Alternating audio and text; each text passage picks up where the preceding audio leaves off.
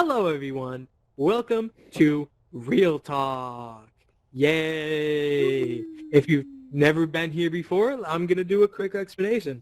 Why is everyone so far back? Come on, come closer. I won't bite. Come on. We're leaving. He those does, that you afraid. That are going to show up eventually.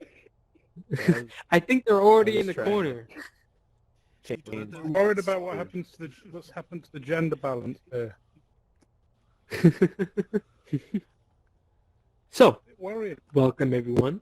If you've never been here before, here's the idea. I will pose a question, topic, philosophy, legal conundrum, logical ideal, and we'll go around the circle answering that same question. Once you go around the circle, we'll open up. But while we're in the circle, we apply by these rules. Rule number 1, 2-minute rule. Try to keep your first idea under 2 minutes just so we can all go around the circle. Rule number 2. Respect the circle, meaning don't talk out of turn and try to interrupt someone while they're making the point. Rule number 3, ask up the God to me. If you want to talk about religion, you're welcome to. Just ask the group and get like a consensus, make sure it's okay. Rule number 4, respect when the topic is over, meaning if we're trying to move on with us. And rule number 5, shut up when needed, because needed is often. Yeah, can I get some claps? I just remembered it for like the first time. Yeah, hooray, hooray. Ooh. Yep, I knew it. Bye, guys. I knew it. Adios. What's happening? Yeah, Zach, watch out for them. I don't know Cool. how So- Abel's megaphone. Yeah, they've been doing that in the Input Zone.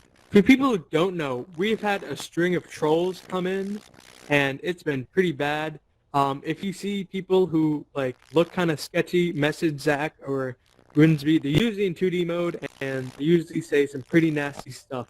So just let us know, and we'll take care of it.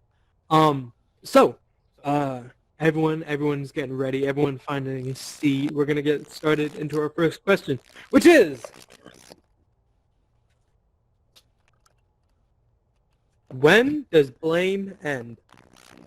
Because we've all heard, I didn't, I'm not at fault because someone else made me do it, and then someone else made them do it and all that. When does that kind of pitfall of blame end? Like, when does, hold on. Yeah. Nah. I'm smarter than you. When does that... That was when mine. does that end? What was that? Oh, you fucking asshole. Hold on. Oh, I continue.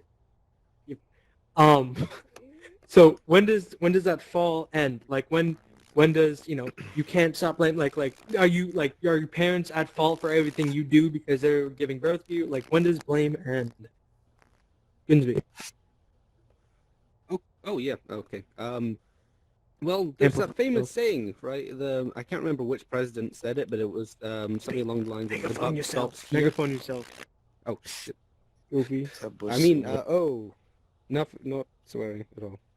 Anyway, yes, the old saying, the buck stops here, not the buck stops somewhere over there beside that guy. I think that even if something isn't necessarily your fault, or if you only have a partial amount of blame, you should still take responsibility. It is part of being a grown adult in this world to take responsibility for your actions, whether they truly were your actions or were only partially your fault. I don't really have anything else to say. F. I completely agree. I'll say the same thing in a different way. So I'm going to do a relativistic transformation of when to where, right? Okay, so time to space. And then I'm going to simply say, blame ends at my skin. Anything beyond that, I can't blame. Anything inside me, I have the choice to change. Can't change anything outside, no point blaming. So I agree completely with Grimsby. Okay. Corey. And what is it? When does blame end? When does blame end? Okay. So I slightly disagree with you, I think. Well, first of all, I think it's really circumstantial. How do I make myself louder? I don't know. I'm sorry. Turn the mic up. Give me 1 sec. I'm sorry. Yeah, I think it's super circumstantial. It depends on the thing. So like, yeah, I think we're responsible for our own actions, but sometimes our individual actions contribute to a broader cultural thing that could happen. So like, how responsible is any individual white person for systemic racism?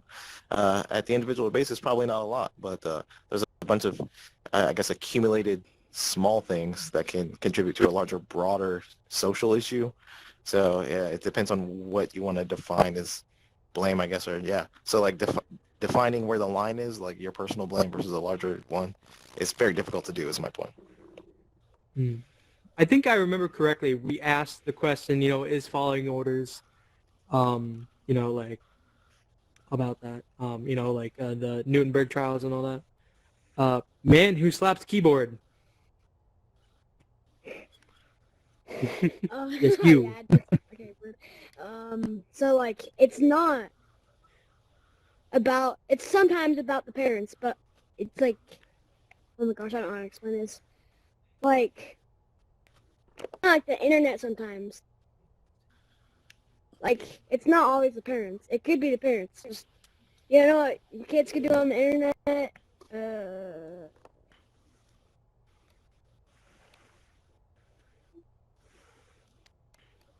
That it? Did he? Oh. It's okay. Yeah, I forgot. No problem. Dennis, you know what's going on?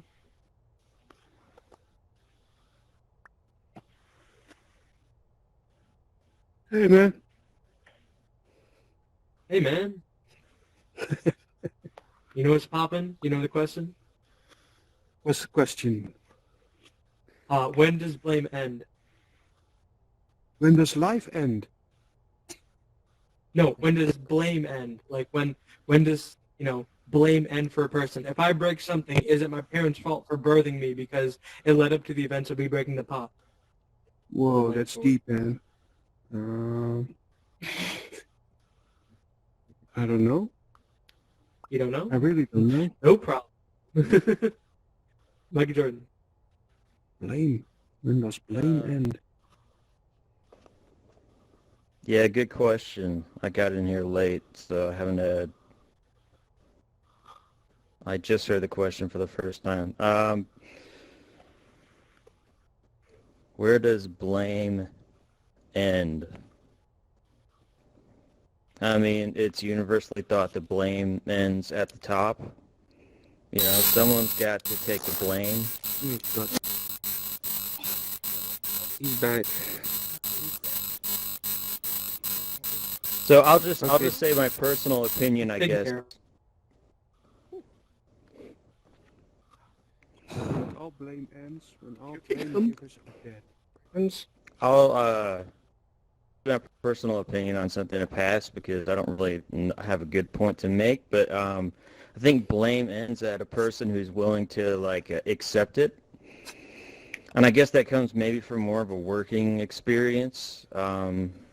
You could probably apply it to other places, but someone's got to take responsibility, which is, I guess, what we're talking about in this instance. So yeah, that would be the best answer I could give to that question. Who's willing to accept the responsibility ultimately?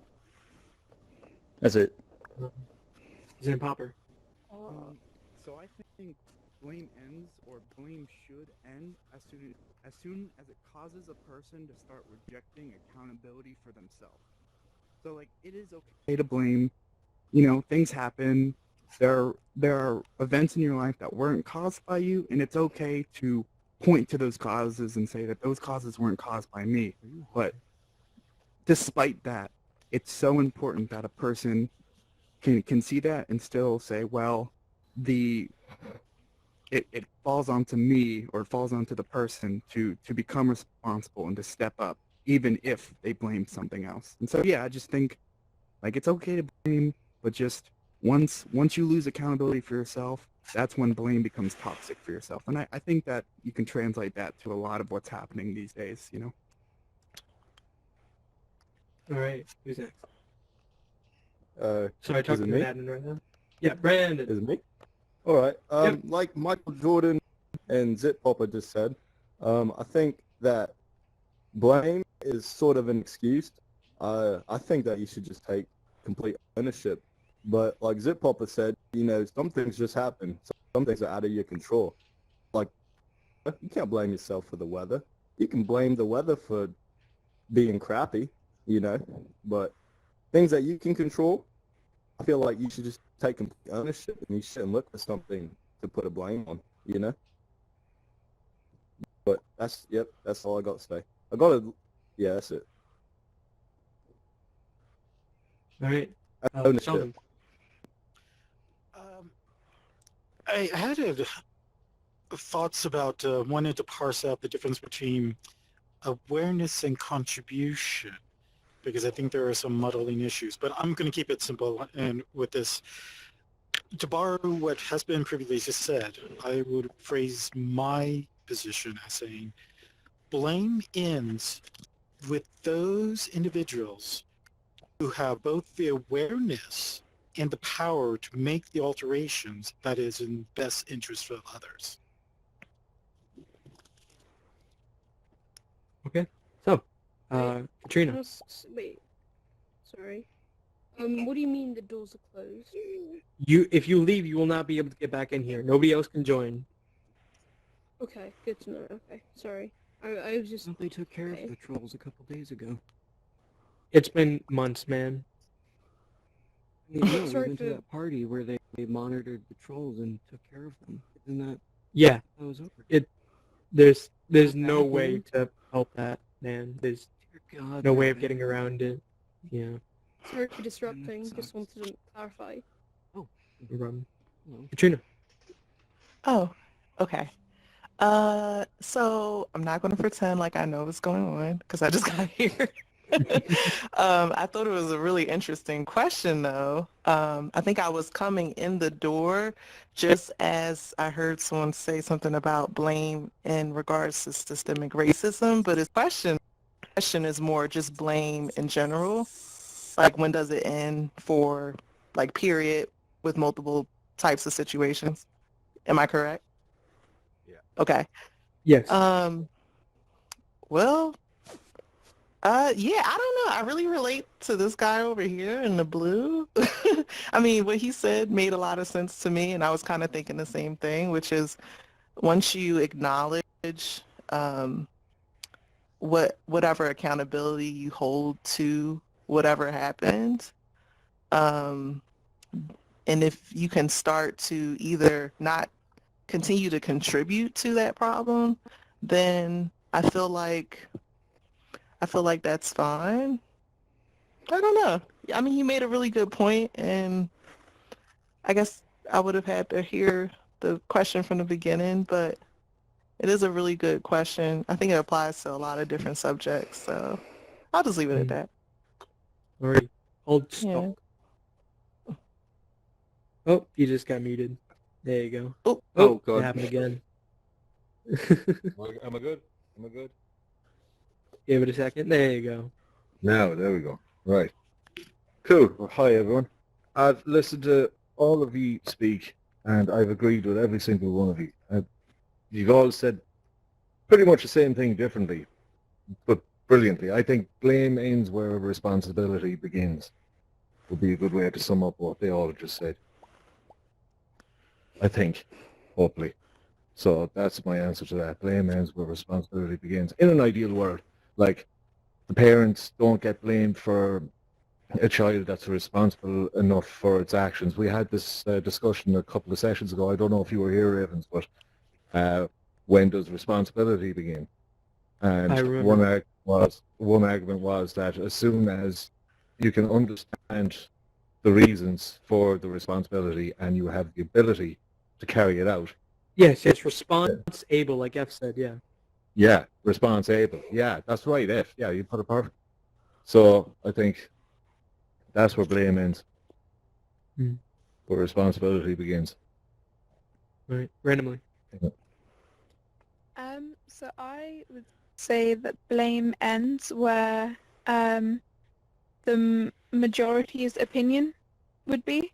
So, if someone does something and there's two people who could be blamed, I think blame ends with who the majority of, I don't know if it's humanity or the group who's there.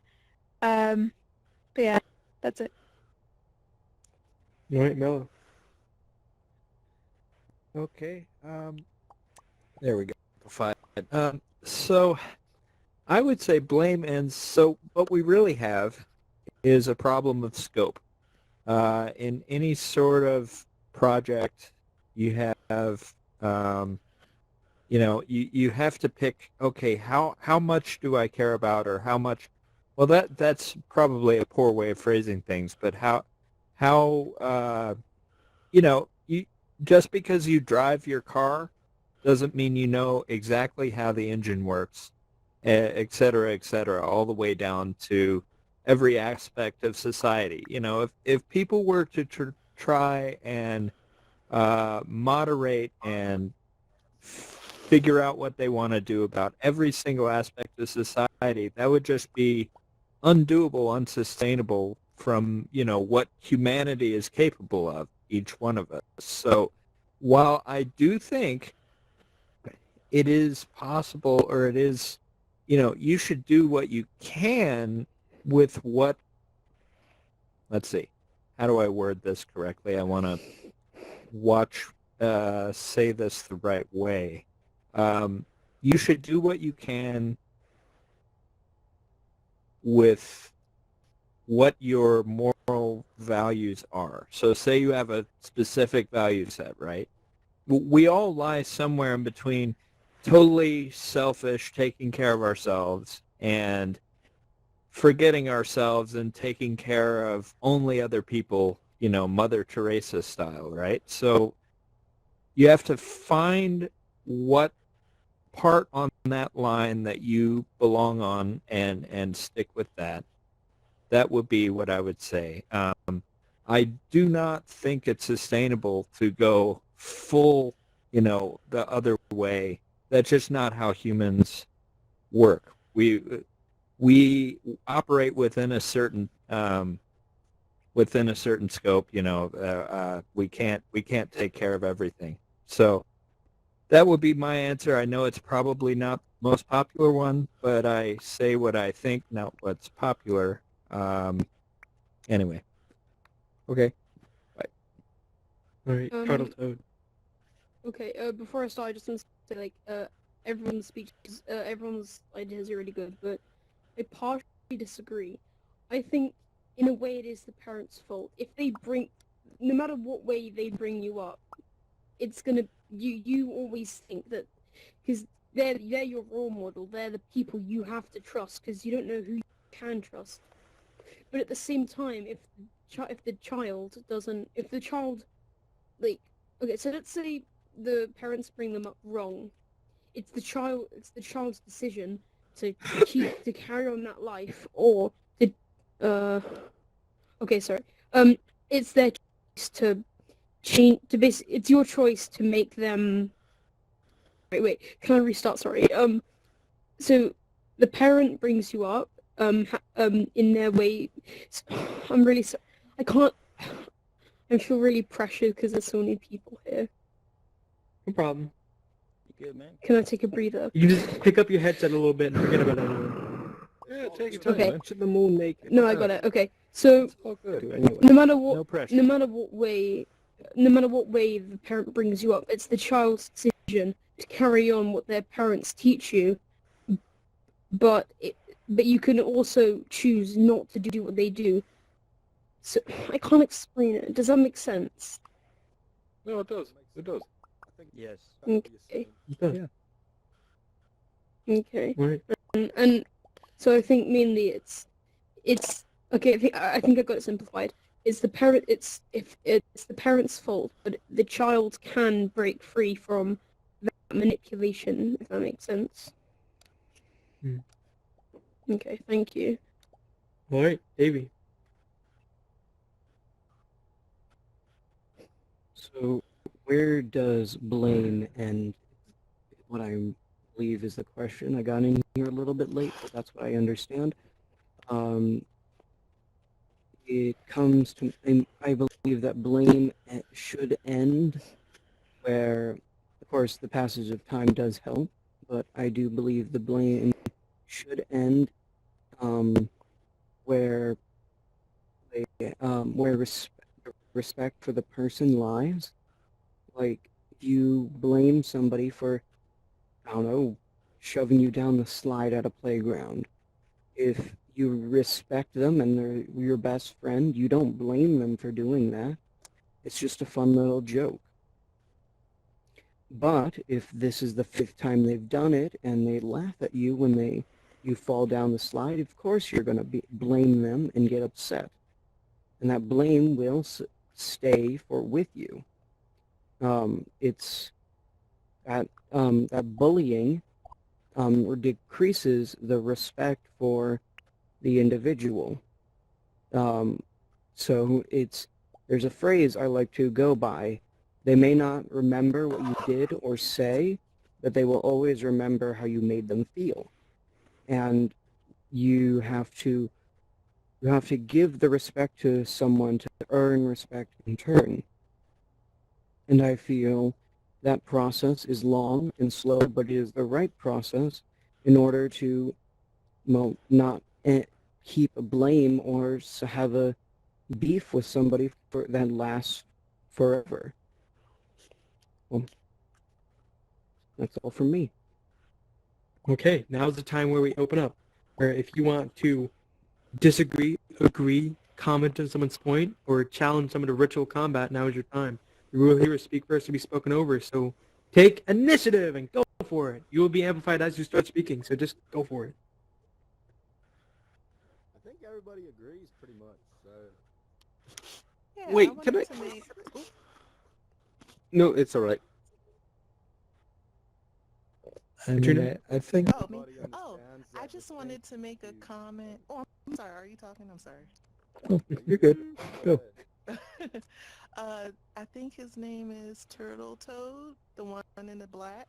I think you made a really good point. I totally got where you were coming from, and it made me think about how, yeah, like when you're younger, and I'm trying not to use any personal examples because I don't want to reveal too much of myself, but when you're younger and, you know, your parents have different habits and different ways that they view the world, and they naturally teach that to their children, and then you do tend to grow up kind of Sorry. you do tend to grow up kind of repeating those same behaviors and following those same morals.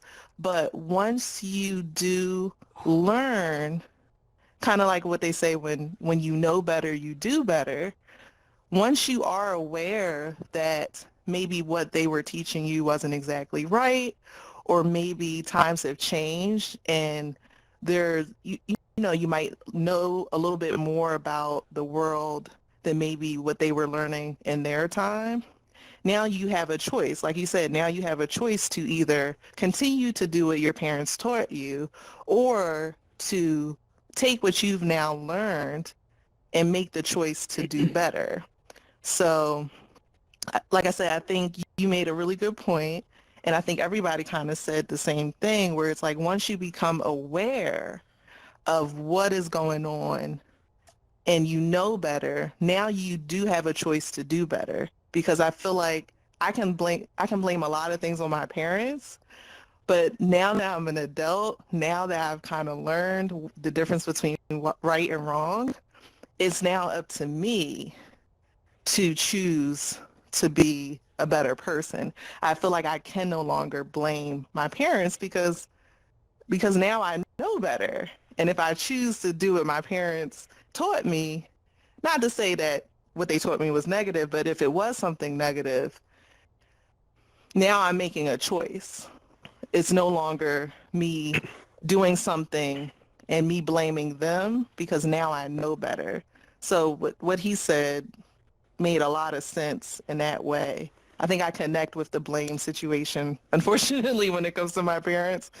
In a sense where it's like, I don't blame them for what their parents taught them, but the world changes so much that you have to kind of develop your own morals and go about it in a way that you believe is right for yourself. So I just wanted to give him credit because I know he was having trouble talking, but I connected with what he said. I think blame's always with the individual. Like when you're young, sure, parents can force you into a thing, but I always think it's with the individual. But when you are young, it is not to say it's not forgivable because you are still learning and heavily influenced by your parents. But at the end of the day, they're still your actions.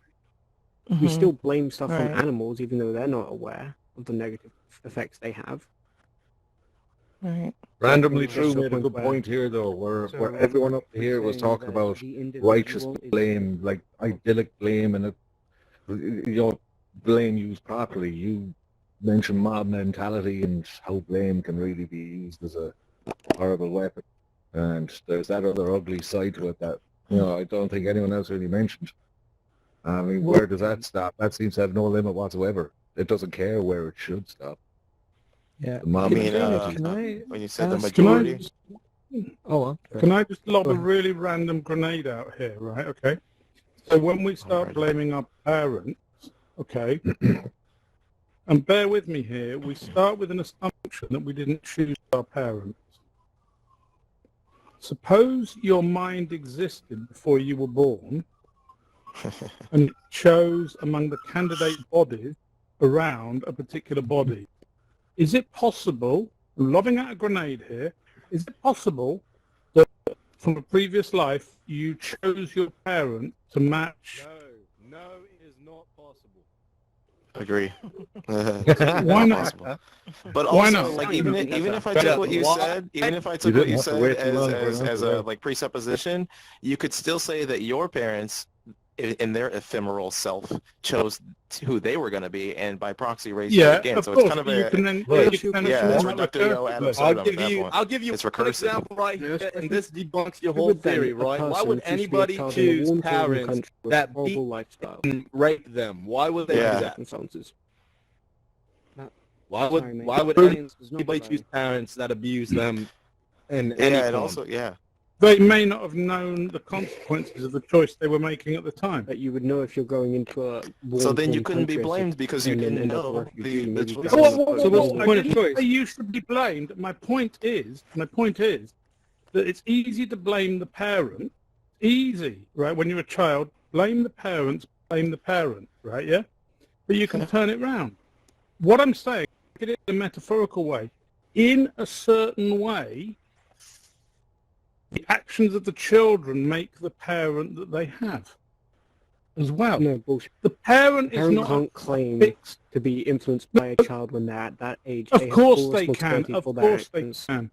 Of course they can. I think it would depend on the way, right? It would depend on how much the kids influence the parents versus the parents influencing the kids. Exactly. That's my point. But we know more or less as a matter, not of fact per se, but we know that like children are the ones that are impressionable. Adults are less impressionable because most people are set in their ways, more or less, by the time they have conscious. Do we really know that? I have Well, okay, so ultimately this comes down to like a nature versus nurture kind of thing, and the answer is always both. But yeah, children are the ones that are reared by their parents, and they take on a lot of their views. And I get, and I agree that like at some point, in counter to that, there's a friend of my sister who's just had a kid. Okay, there's a woman I know who's just had a kid, and before she had the kid, she was all like, "My kid's not going to be spoiled. My kid's going to be this, that, and the other. He's going to be a badass, right?" Sure. The kid is now 3 years old, cries out, "Mommy, I want foot massage," and the mother leans down to rub her poor baby's feet. She's a slave. She's an absolute slave, and her kid is an asshole. So now okay, that kid affected her. For being manipulative, or affected her. For over like protection or whatever you would say. So is it the kid's fault? Because the kid, all they know is that the crying and the whining is a means to an end. And the mom, same thing. Blows both ways. It's really pressure being kids gonna grow up. Kids do affect their parents. That one movie. If the kid is telling his bit, if the kid is telling his bit, he wants to fuck massage, plug it and send him to the room with no dip. I didn't hear a word of what was said there. Nor did I. Well, my point is in that Can I just- situation, the kid just wants what they want. So they're not necessarily being like a, metacognitive, like, manipulative person. So the kid is just parent just wants what always they wants want to be as well. impulsive, right? Sorry, Yeah, and they want The the kid to parent stop. wants what But they the want parents as still well. have more autonomy and recognition of their own autonomy. And if they wanted to, they could not do it. But they just want the kid to stop crying, and the kid just wants a foot rub, and it will do anything it wants to get that foot rub. But it's up to the parent to capitulate that or not. They have Can more I autonomy quickly and just make a point recognition here? of their Can I rights and interrupt you? whatnot. It is a fact. It's a matter of nature over nurture, right? Because they brought That's what I that said child up earlier. to have those behaviors. If you raise a kid to have those behaviors, you can't justify being a worse parent because you're struggling with a worse kid. You made that kid bad, act out, or spoiled. You can't then justify your actions because you're struggling. You created Well, a I was situation making that where point. I is was all- saying that just to make the point that the children do affect the adults as well. Maybe not as much as much as the adults but affect they the children, have that but there problem because definitely they is a cause bit of it. flow there going on. If Yeah, but like children, you're I'm born sorry, parents. this is not always true. This is not always true. So as I think many of you know, my oldest daughter has quite profound special needs. Now, you might blame me or my wife genetically if you want to find some blame in DNA, right? Okay. But we didn't cause those profound special needs, okay? But we've had to react to them, and they have changed us massively as people. And I would say for the better, actually. They've changed Well, us for it's the certainly better. not the child's fault. Why does that have to be fault anywhere? Of course it's not Yeah, her fault. exactly. Well, we're It's not. talking about blame, so No. I had to, just insert that. But my point is There's no one to blame there. that it's easy to blame the parents all the time. That's what the go-to And thing is, blame the parents, right? But maybe there are things where nobody's to blame. Yeah, sure. There's Maybe situations- sometimes. Can I explain my point, Peter? Sorry. As I I stated think at there's the an start, it's age nature where versus you nurture. start blaming If the parent kid. has caused You know, that you can't situation, they blame have a no little ground to stand on. 9-year-old. I can't hear you both at once. Sorry. Sorry. So I did say it's nature versus nurture. If the parent has caused that child to be that way, they have no ground to stand on to say that they're going to be affected because they caused that But situation. how do you know that causality? How do you identify that causality? Causality of which issue? Of the parents becoming You worse said if because the of the child issue, parent or the has child becoming worse caused the because of the child to parent? be that way, right? So I'm asking how you Psychology. validate that test. If. Basic psychology psychology. is an imprecise social science, though, so I don't know Yeah, that I we mean, want to but pin it's everything not on even like psychology. complex Psychology is about psychology. It is statistical basic population, psychology. not about individuals. Excuse me, but when Because it's the same result blame- over and over again with kids. when Raised in so similar when environments. blame is used to influence a child, it can influence other people in the sense that once a large amount of people can sit, I'm pretty sure Miss randomly true said this, that once blame is in a large amount and once it can be used as a weapon for influence. Right. If you have two people on opposing sides blaming each other, you can get away with a good amount of things because as long as they're blaming each other and saying that the other person is wrong, they're not paying attention to what you're doing. Yeah. Right, so that's more of a tool of social manipulation, which I think is a slightly different issue. I mean, I agree with you. I understand. I just tried changing the subject because it was very toxic and allowed so much arguing.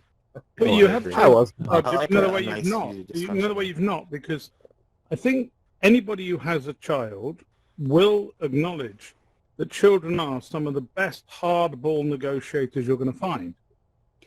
Well, Right. eventually, yes, they will be because No, they're born good negotiators.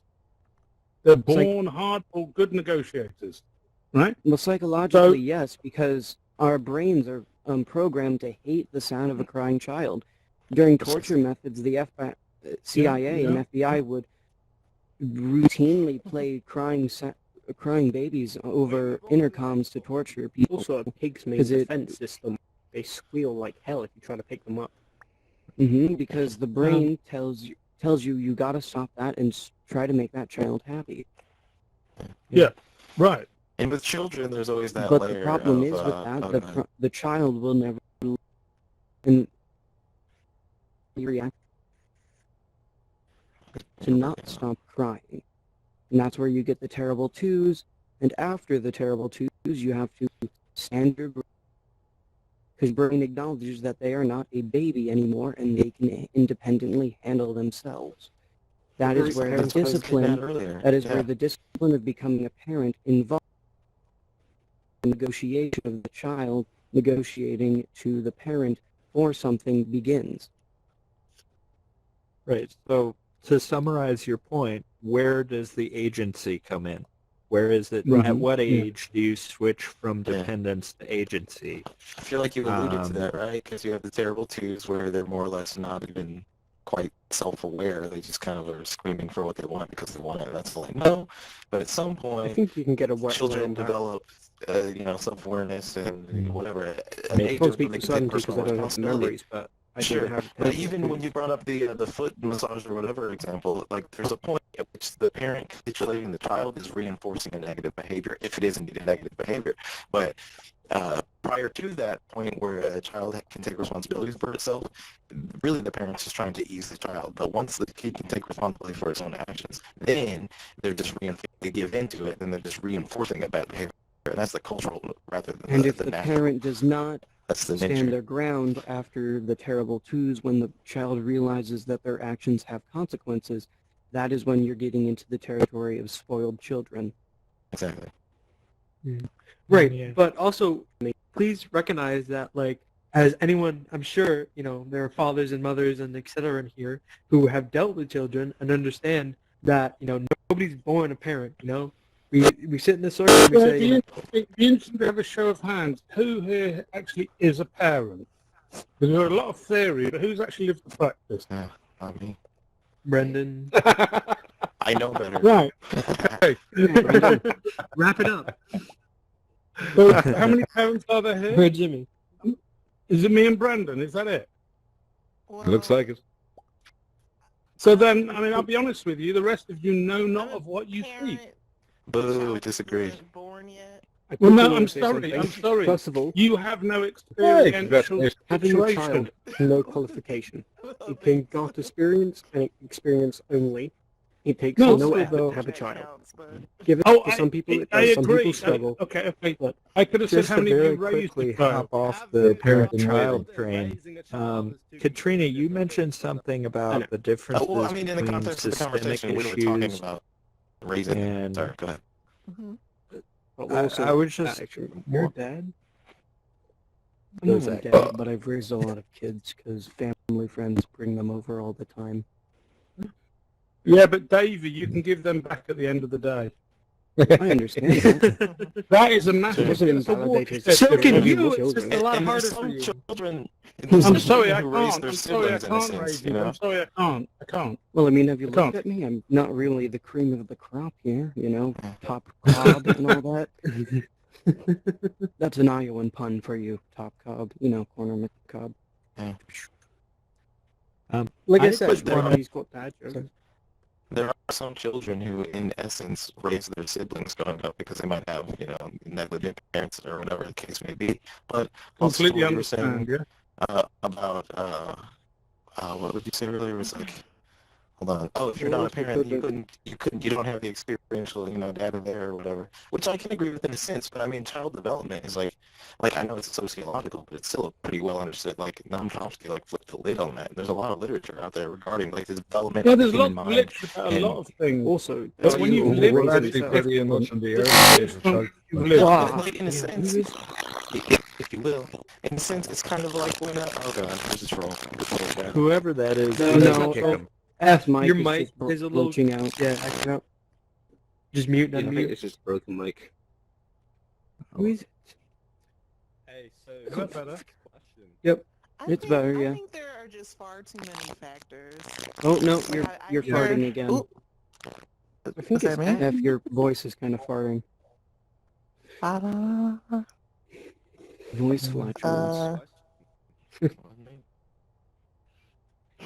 Katrina, you mentioned you're going to be a parent. How's that? Oh, you actually heard that? Yes. Okay. Oh yeah. I'm going to be a parent, and I'm currently pregnant. Congratulations. Right? Oh, thank you. Yeah, it's Thank brilliant. you. Oh, thanks. Aw, you guys are sweet. You're going to hate it. You said, you're going to hate it? But Well, it's you the know what? little That's moments so that count. interesting because I had prior to getting pregnant, I was not planning, but it happened, and I'm grateful for it. But prior to it, I thought it was very interesting that a lot of people would share with me their negative experiences with their kids, and then they would be like, so when are you going to have one? And I thought that was very interesting because it's like, Well, it's like when I they share feel your like negative everybody's experience. experience is I feel like everybody's experience is different, and I'm hoping to just have my own, experience, kind of like when you guys are talking about stimulus. What do you call it? Nurture over nature. I just feel like, everybody's experience with their kids will really be their own. Like we're seeing all these different factors of how your kids can be affected, but I feel like there's so many. You can have, a really big influence from your parent, but then you could have a really big influence from your environment.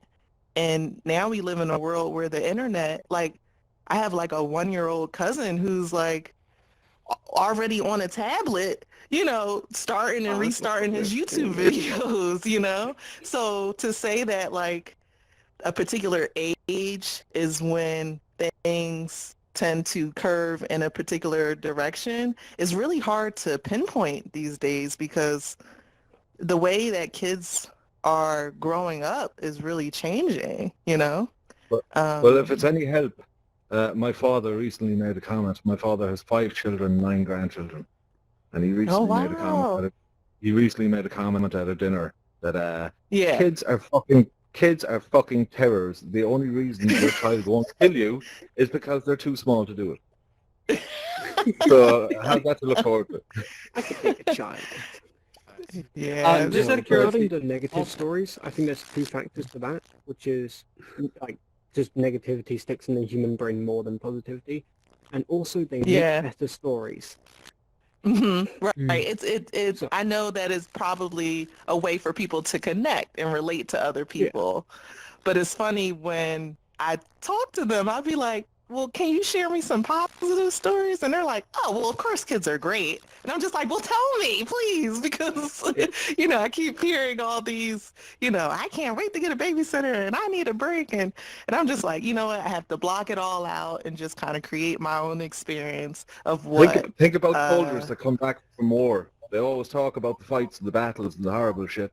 Right? They don't talk But about they have like the 4 or card 5 games kids. while they're waiting. Who wants to hear about that on Facebook? All they want to see is cute baby pictures. Fiction, right? Yeah. It's not what really. happened? It's You got just muted. more of an interesting talking point, I would I say. thought those mics were going off again. Yeah, but overall, I'm really shit when you're like 2 o'clock in the morning, yeah, and you've just been woken up and you've got to change your nap. It's all really shit, right? But the years Literally. are really good. The process is brilliant, yeah? The minutes and hours are shit, but the months and years are brilliant, Yeah. And your little boy or That's pretty girl, cool. you will have a beautiful thing that happens. I'm really confident with a little bit of experience of you. And you will look back in a few years and go, wow, yeah, how much has that changed me? But you will have hours when you want to tear your hair out, where you've got like, nappies galore. I had one time, right? It was so funny, right? So my wife was off doing something. I get really organized. I've got 3 kids to get to school, blah, blah, blah, blah, blah. I'm Mr. Efficiency. I've done it all, yeah?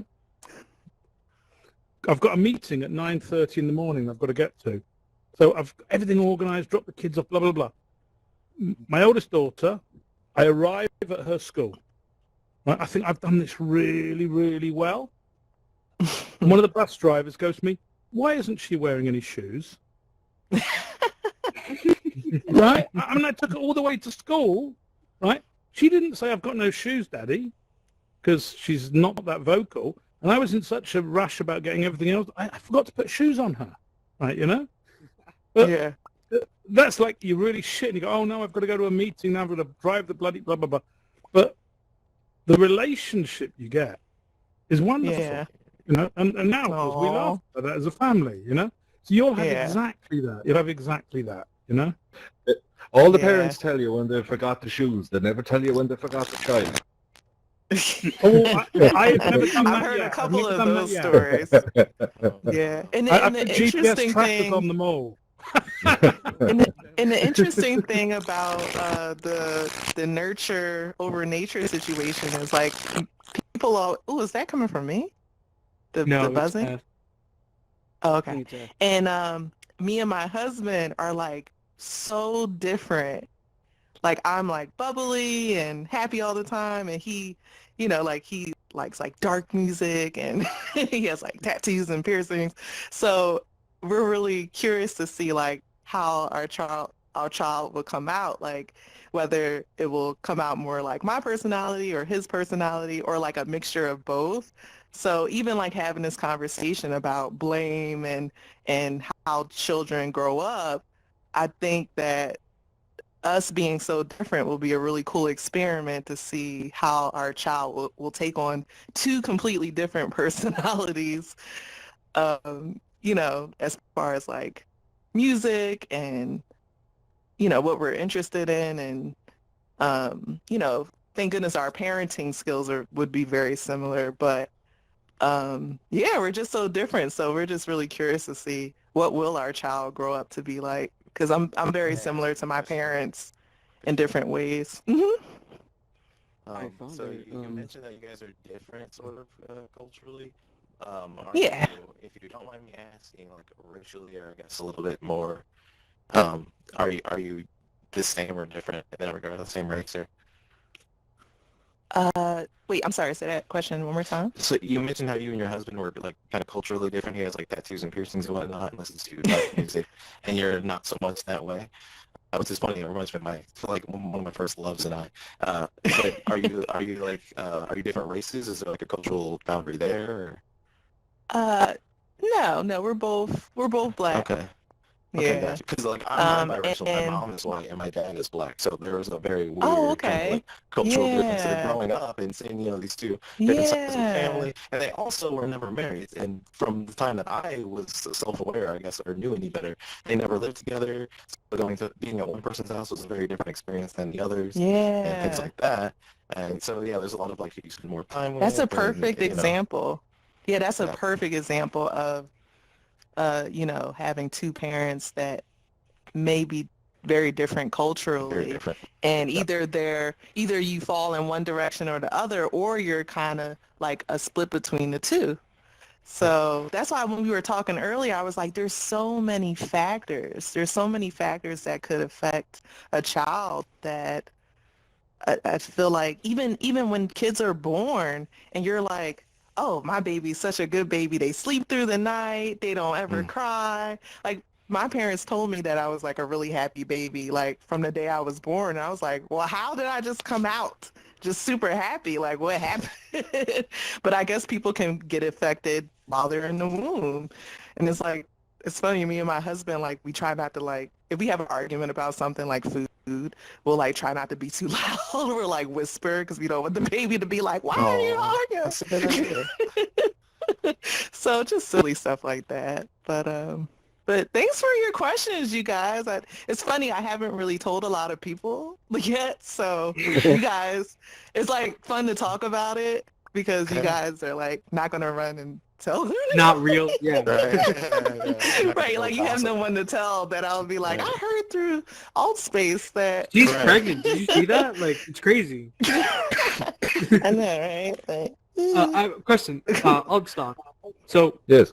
you said prior you work with people with disabilities, right? Yeah. The people with mental disabilities, right? Like Yeah. Beth said, he disappeared. I don't know where he went. I was also going to ask him since his daughter and all that. But so when you are talking and treating a person with mental disabilities, right, and they're not, like we said, response able, right? Yeah. Like, where do you set the bar? Is it like per person or like? Oh yeah, like you need to get to know the person. I mean, everyone's bar is their own, and in different areas of their lives too. I mean, I'll give you an example. The guy I look after now, he's definition of spoiled rotten. He had everything done for him, but he learned that his mother was a fearful lady and he could use violence to push her around the place and kind of bully her a bit, like. So he had everything done for him, and when he came to us, one day, one day he was getting impatient and he put his own shoe on, and he'd never done that before. But he had the motor skills to do it. He knew exactly how to do it, but it had always been done for him. So from that day on, no way am I putting a shoe on ever again. So, that kind of, and so we arrived out at his family home, and we were getting ready to go. I threw the shoe at him. He puts it on. The family were absolutely flabbergasted, shocked completely. It's just like, yeah, you need to be a bit more, do a lot more than you give him credit for. So you kind of have to push his boundaries a little bit too, just to see. Sometimes push him out of his comfort zone, which isn't the nicest thing to do. So that might be going to a bit of a busy place, or maybe doing something that's physically taxing on him. But yeah, sorry, I kind of rambled on there. But yeah, as soon as he's able to, and he knows, well, that's it. Putting his plate away when he's finished dinner, like usually it's done for him. So no, I keep bringing him out to the kitchen, point at the plate, point at the sink, point at the plate, point at the sink, and it's done for him myself, because I keep at him until he does it. But now he's at the stage where he does it himself. He's easier to live with at home. He puts his own clothes on. He puts his plates away. He's a lot less pressure on his mother. So yeah, there's that little bit of pushing. It's a bit contradictory to the care that you're given, that you're supposed to be given. But yeah. Sorry, that was a ramble. I have two friends from high school that and What's up? had something going on with their head. We never actually figured it out. But But in the God, their names were Dylan and Ephraim, want to talk about and they were two of my friends ever. They were the best guys you could ever want to hang out with, because I mean they're so nice. Dylan is away from each other, but Ephraim and I are still friends today. Cool. Mm-hmm. We still meet up for D&D every week, but Critical Role. So, it's yeah.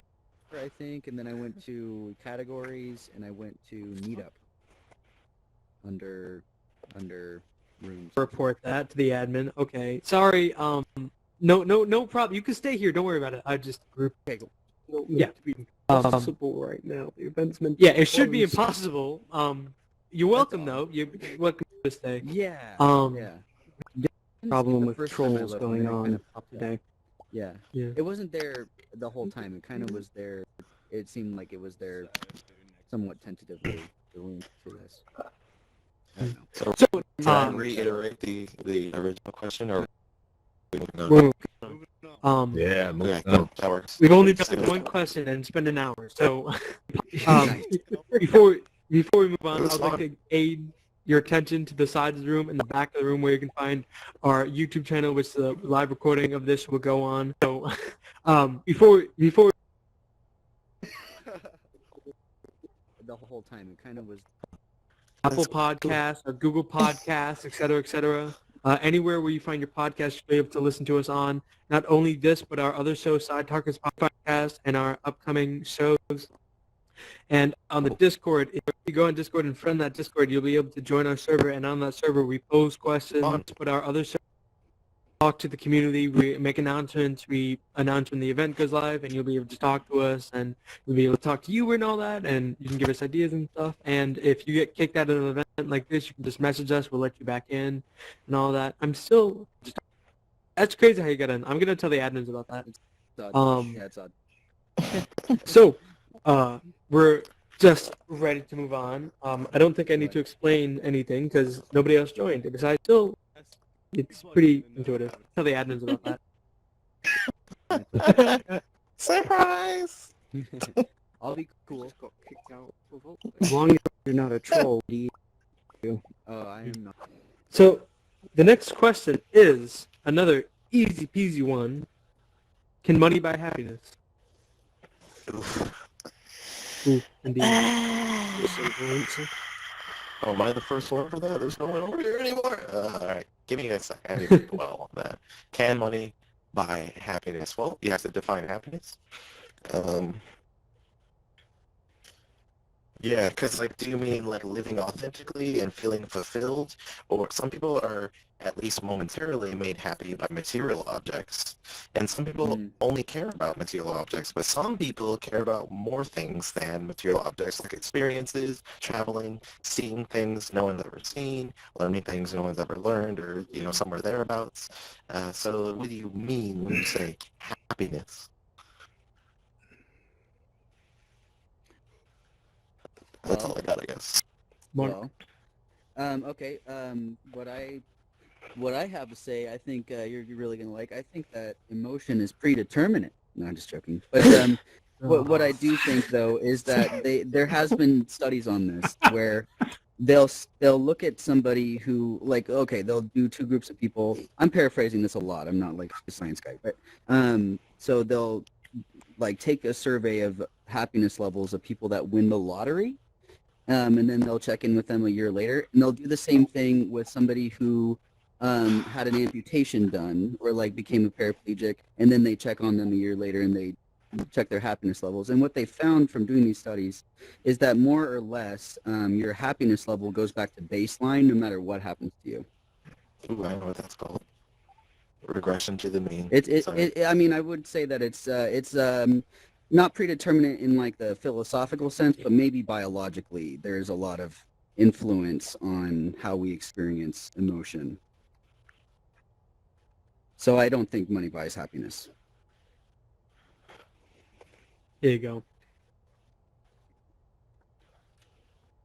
That's for you. Not the agent of Yo, action. we need that. We need like yes and no labels for every one of us in here. That would be A's and A's. Yeah. All right, F. No. Money can't buy happiness? Just a no. That's my answer. It's finished. The answer is no. Simple as that. No. Briefest answer you've ever had. No. As a scientist, I imagine, like, I thought you were going to be like what's the price of like pure dopamine to like shoot into you, but oh, that's a thing. That's not real happiness. I mean, technically that's heroin, right? The answer is Yeah, simple. totally. The answer Exactly. is no. That's just addiction. Right? When we go out of that, but the answer is no. Okay? Right. Very simple answer. Okie dokie. Zen Popper. So the UN, I believe, does this. I believe some sort of happiness index where they like rate the different happiness of each country, and they found that the Scandinavian countries, Norway, Sweden, they are the happiest. I've seen that. Yeah. But they also found that the suicide rate is one of the highest in those countries. Wow. Which is weird because like everyone is happy, but they're also very rich. And one of the things they kind of theorize about why that is like if you're not happy and you're surrounded by really happy people, that could make your unhappiness worse. And that's interesting, but also just that determination or that result is the numbers probably aren't in yet, but I feel as though that is independent from money, and that money and happiness are almost separate things. With the exception that you need a certain basis to be happy, and until you achieve that basis of money and welfare. So yeah, I don't know. I think they're mostly separate with like a little bit of relation. You know. Oh man. So mostly no. Yeah, I see what you mean. Right. All right. Zach, you got thoughts on that? Yeah, I have the basic ideas in my head, so I'll probably think it out how I'm going to present it. But if you're smart enough, you can use money to buy happiness. It's not a direct translation. Maybe it's material needs, maybe it's experience, maybe it's donation to charities or someone you care about. It can be used to cause happiness. That's not to say it should be your main focus or high value, because there are a lot of important things in your life you should focus on. Loved ones, etc., pets, dogs, whatever. But it can. As a matter of fact, it can. Now, doesn't mean that everyone has the ability to, or well, brains to. Some people will hoard money and spend it fully on material things and then fall into depressions or something. That's because they're not using it right. They're using it as like how, I guess media would be the right word. I'm not certain if that's the right word. Media displays it. You know, wealth, get a luxury car, get a big mansion. So they follow that sort of means rather than following how you know, something that would actually cause happiness. But it can be used to cause happiness. It's not, you can't buy happiness, but you can use it to to essentially buy happiness. It's not direct, but you can gain happiness from spending money. Maybe even having money. Maybe if it's a goal or something. But it can result in it. It shouldn't be your main focus, and it definitely shouldn't be your like most high priority value thing in life. But it can. F. Do you celebrate Christmas with your kids? That's the God door. I'm just joking. Yeah, it is the God. No, well, it's not cultures actually the are God door allowed. because it's not talking about belief of religion. It's talking about I guess like, it's a cultural culture of thing. religion. Yeah. Everywhere. F, you muted. We have another person who just joined us. Do I celebrate Christmas? Was that your question? Yes. Right. So first of all, my son is a militant atheist, so he celebrates the solstice just to wind other people up. That's Okay. good. I can respect Right, yeah. So we have a kind of family celebration around giving presents and so on. So in a cultural sense, yeah, to a little degree. But So I don't quite see and I'm the sorry to- pertinence of buying happiness. I'm sorry to break circle, but like you gift onto others to make them happy. What is you receiving on that? Are you That's happy not because buying they also give happiness. you presents? That's not buying happiness. That's That is spending money to gain happiness. In essence, Yeah, you're it's buying it's happiness. indirect, but it's still there. It's like a social thing. Talking about the It's combined. like giving it's someone a not. compliment. It's not. It's not. I have a friend whose father is a highly respected. He's now retired, but a highly respected English language kind of academic. Yeah. And my friend once said something very interesting. He said, you know, we can't buy him anything he likes, right? Because he's got all he wants. His library is all he wants.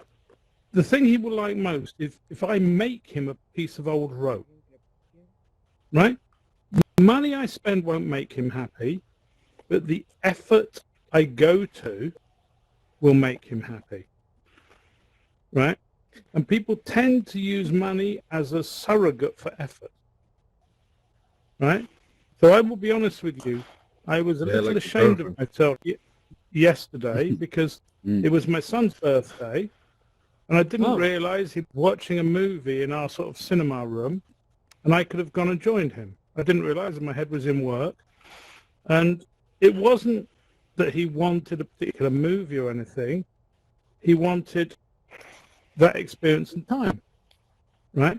You know, there are all the DVDs he can possibly, not quite, but there's many DVDs in the house, Netflix, blah, blah, blah. That wasn't the point. It was the presents he wanted, yeah? So I think when we come to Christmas, so last Christmas, we had a beautiful Christmas. Very close set of friends of ours came over, and there were the two families together, right? It wasn't about the money we spent. It was about the fellowship, about the things we did for each other, the effort. I think that the danger is that people use money as a surrogate for other things. You know, like, oh, I'm going to give you $20, right? And you give me $20, right? And that actually kind of is a surrogate for us actually engaging and having effort, you know? Can I point out the error in that logic? I hate to break circle, but what you have described You don't is hate it. situations where people have gained happiness No, he doesn't. from other means, and then phrased it as they have gained happiness because you haven't spent money. We're not saying that money is the only way to get happiness. No, of course there's other ways, but you're phrasing as way to get happiness, spending time with someone, being kind, as, you know, we're happy because we didn't spend money. That's not the reason. No, that's not what I'm saying. That's not what I'm saying. Yes, it is. No, it's You not. have given No, it's not. examples of people becoming happy, Maybe he kind, wants and to rephrase generous, it. and can then we get back labeled to it the as circle? they have become Yeah, happy. we're not gonna money. we're gonna No, repair no. the circle. I was responding yeah. very directly to Raven's question about did I celebrate Christmas? Yes, and I'll show Okay, you so following let's your have it in examples. context, right? So He was using when an I said example. money can't buy happiness, right?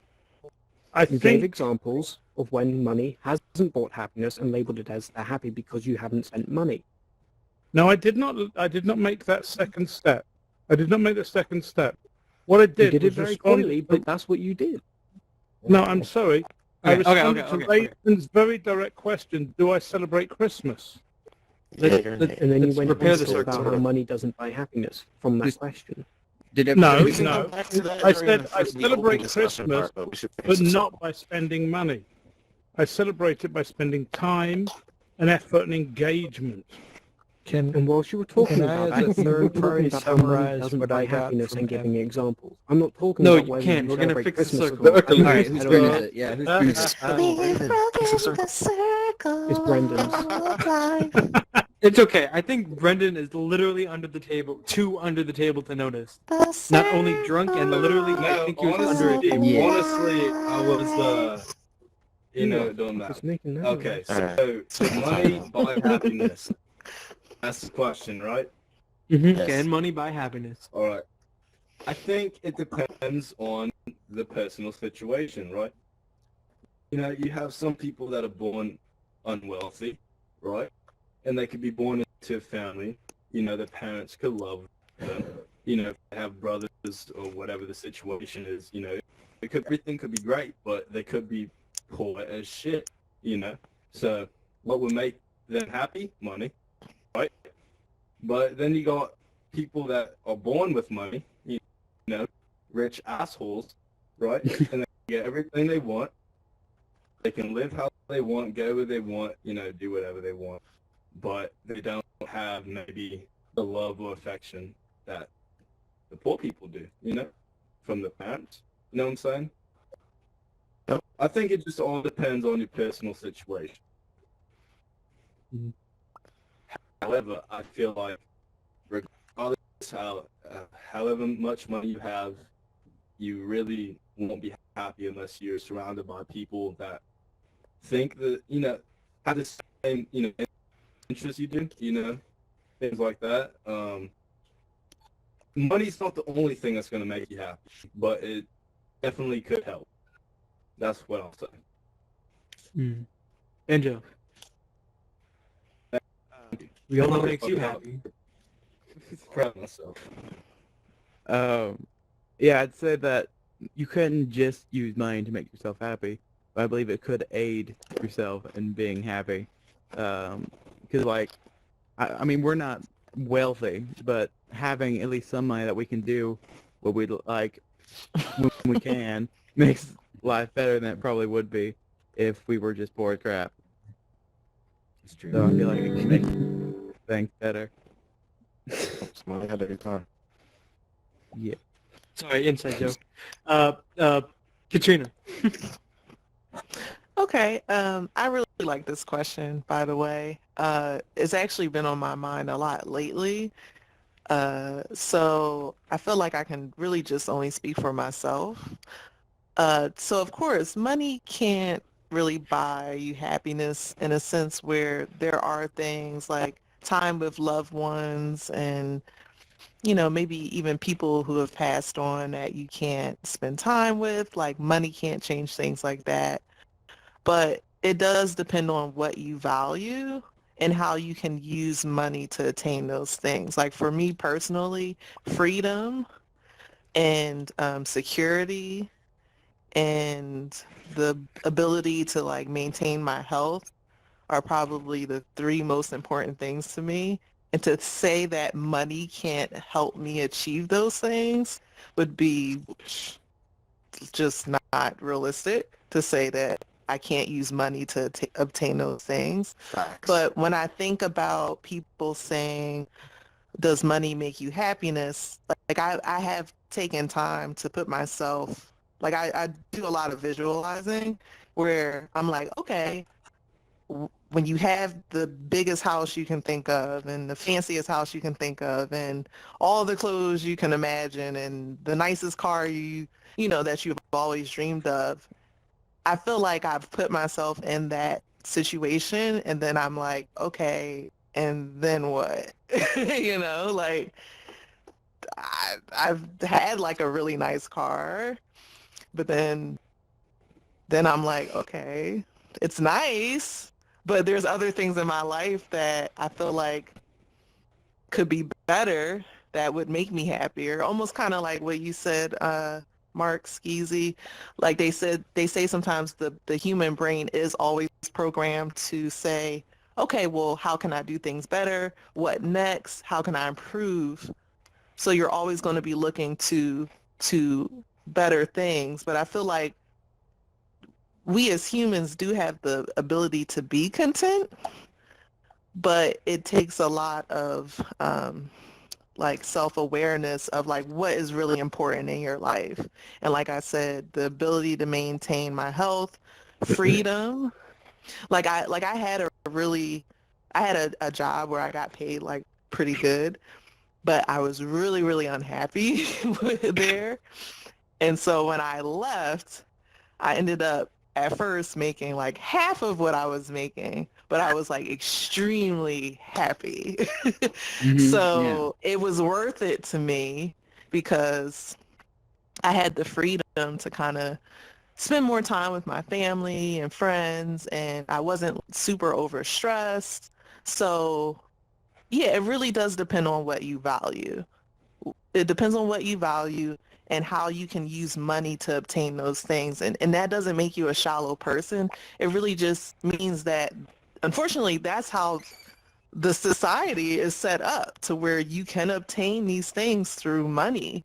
If we lived in a world where everyone was kind of like free range and I grow some corn and I give it to you and you give me some potatoes and, you know, like if we had a world where we could kind of do things the way we wanted to without the exchange of money, then you could say that no, money really doesn't have to buy you happiness. But we live in a world where you can use money to obtain these things. So yes, money itself, if someone puts $2 million on your lap, yeah, you're going to feel happy, but you won't feel happy until you actually spend it doing something that you know, to get you to where you want to be.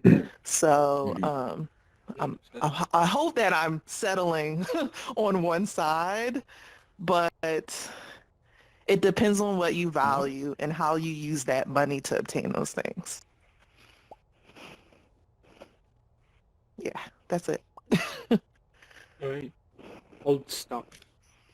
Right. Well, pretty much in line with what you said, I'm going to reference a study I seen years ago, which basically came to the conclusion that money does buy you happiness up until about 50,000 euros a year.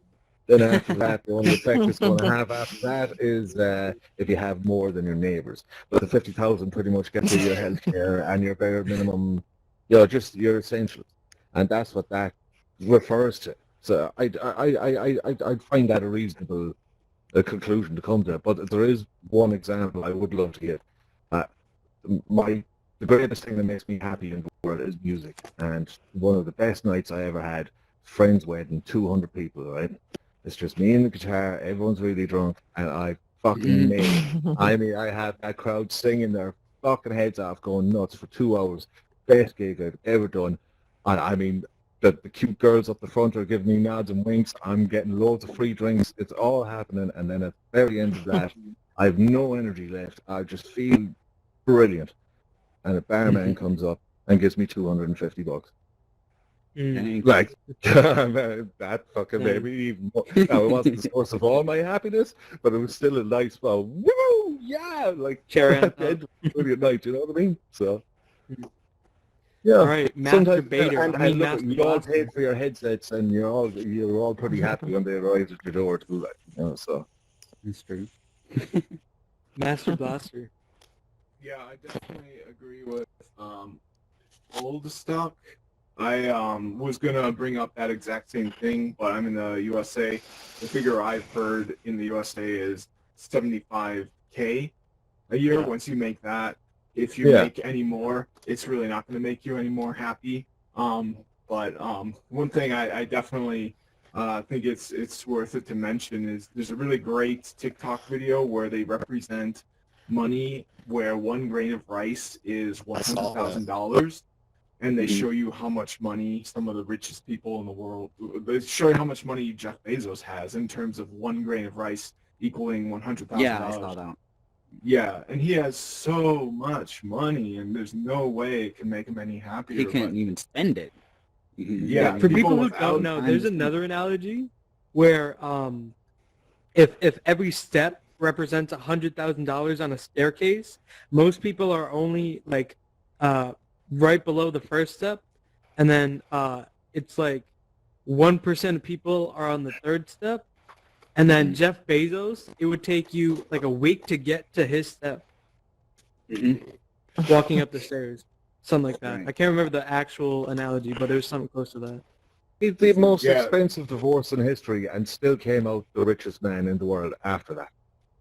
Right. That says it all, man. That gives me a lot of different thoughts. But I'll wait until the circle's up. Wait. Yeah, so I mean that's all I need to say. All I really had to say. I just wanted to in addition to agreeing with what Elstock would say, I think not only can money bring you happiness, money can transform a society. I mean, imagine if we had the dumbest, worst person in society not have to worry about where they're going to eat, not have to worry about where they're going to stay, because they can afford to live. Like it's not, it's not a question of that would money. be nice. Yeah. It would be really. It's pretty fanciful though. So it can make you happier, and it can transform and make society happier, and make everyone happier to a point, and then eventually you just have enough, and it doesn't make you any happier. Is my take on it. But some people would argue the dumbest, worst person is actually presiding over countries. Yeah, I mean, that's a whole different door, isn't it? I will invisibly. No, I think he's sitting right in that. Where is he? Mellow. Okay, so yeah, I pretty much agree with what some people have said here. I will say, well, for one thing I want to say, I make a differentiation between pleasure and happiness. Because, you know, we can, happiness, I've actually heard it phrased as well-being. You know, if we have a purpose in our life, you know, then we're starting to get towards well-being, because we actually have a purpose for what we're doing. And I would say that is what most of everyone means really when they say happiness. I think it's a little bit more of a specific form of it. But to reference money, Master Blaster, what you said, I really don't, on a longer time scale, right? Short term, you could be totally right. But on a longer time scale, I really don't agree that you said that, you know, it would change the world, that kind of thing. Because at a fundamental level, I believe, and I think I've told F this before, that humans are going to do what humans do, regardless of their circumstances. That's right? what money is. Yeah. Right. So the thing is like, even if you gave the most unfortunate people the highest amount of money, the same, both positive and negative things are going to happen because the structure of our brains, and yes, I know it's materialist, I believe that. We can go into that again later. But I still go down to the point that the structure of your brains are still the same, or your spirit if you want to go all woo-woo with it. But the point is people are still people. So I don't know. I think short term, you might be right that it would do some major changes. Long term, people are still going to do both good and bad in roughly equal measure, a little bit off sometimes. But yeah, That I makes just sense to wanted, me. yeah, Yeah. I just wanted to really make that differentiation between happiness or well-being and pleasure.